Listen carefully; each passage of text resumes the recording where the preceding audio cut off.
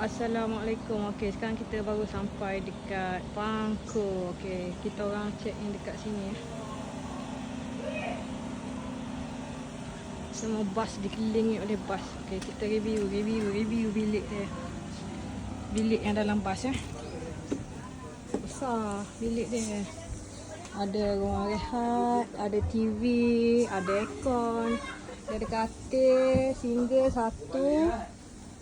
Tempat mancung air, katil single, king, lepas tu dia ada ni. Lepas tu dia ada bilik air dia.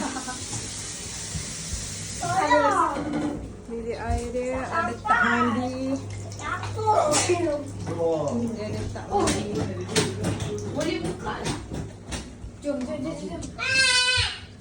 Sebab dia ni Sebab tak bergerak, jadi dia panas sikit lah.